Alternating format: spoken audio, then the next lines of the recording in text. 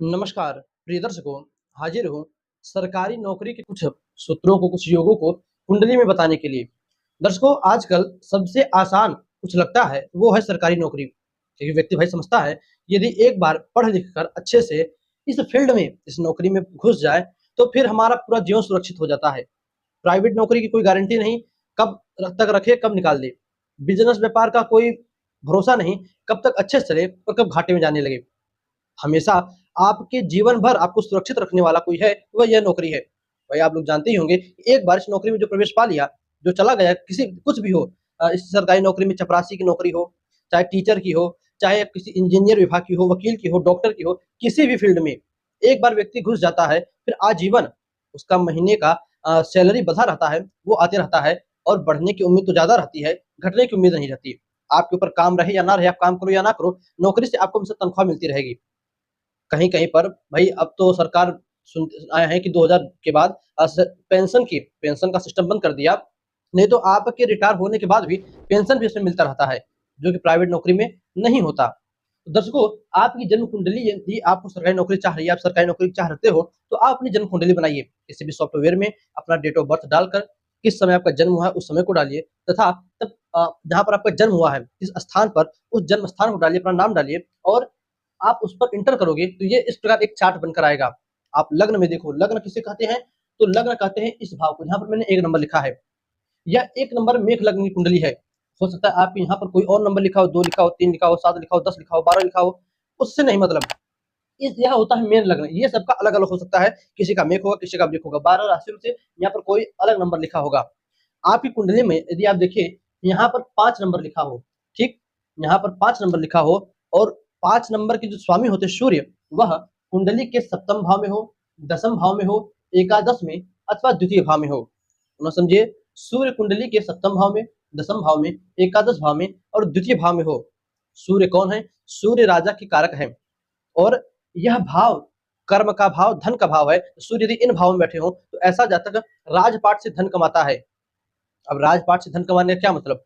ऐसा जातक राजाओं लोगों से जुड़ा रहता है, यानी सरकार से जुड़ी रहती है। तो आप सरकार से कैसे जुड़ोगे? सरकार के यहाँ कोई काम करोगे तभी ना जुड़ोगे। तब आप सरकार के यहाँ काम करते हुए जुड़ते हो, यदि कुंडली के 7म भाव, 10म भाव में सूर्य बैठे हो तब, कुंडली के दूसरे भाव, एकादश भाव में सूर्य बैठे हो तब। तो ये रहा पहला सूत्र। दर्शकों, दूसरा सूत्र कहता है कि जन्म कुंडली के इस 10म भाव में, अब ये मत देखिए कि आपकी कुंडली में 10 नंबर कहाँ लिखा है। आप देखिए कि सिर्फ इस जगह पर सूर्य बैठे हों। यदि इस जगह में पर कुंडली में सूर्य बैठे हों, तो ऐसा जातक यह भी सरकारी नौकरी के काबिल होता है, सरकारी नौकरी को प्राप्त करने वाला होता है। तीसरा सूत्र कहता है जन्म कुंडली में पंच महापुरुष राजयोगों में से अथवा कोई अन्य राजयोग बना हो, तो ऐसा जातक भी राजा के यहाँ काम करने वाला होता है। अब पंच महापुरुष राजयोग कैसे बनता है, इस पे हमने पूर्व में कार्यक्रम बनाया है, आपको नीचे डिस्क्रिप्शन में उसका लिंक मिल जाएगा, उस वीडियो को देख लीजिएगा। तो कुंडली में पंच महापुरुष राजयोग बना हो, तब समझ लीजिए आपको जो है सरकारी नौकरी मिलने वाली है। अथवा आपकी कुंडली में कोई भी राजयोग बना हो, राजयोगों की या बहुत सारे योगों की हम प्ले लिस्ट की ही लिंक आपको नीचे डिस्क्रिप्शन में दे देंगे। ज्योतिष के योग करके वो प्ले लिस्ट है, या आप चैनल पर चले जाइए, आपको वहाँ पर मिल जाएगी प्ले लिस्ट की संख्या में। तो उस योगों में आप जाकर देखेंगे तो बहुत सारे हमने राजयोग बतलाए हैं।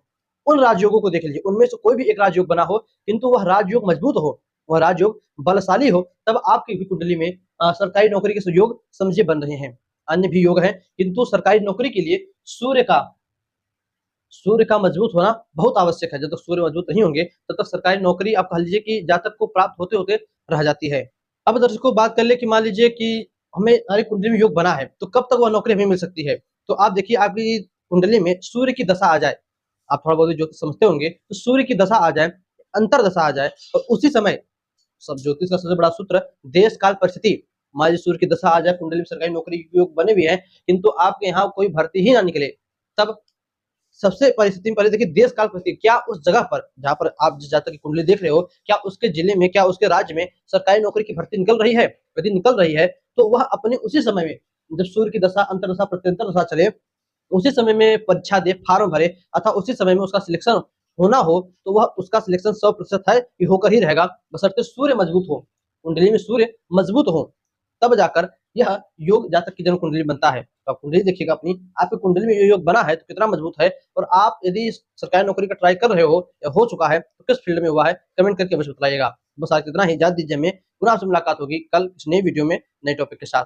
तब तक के लिए नमस्कार।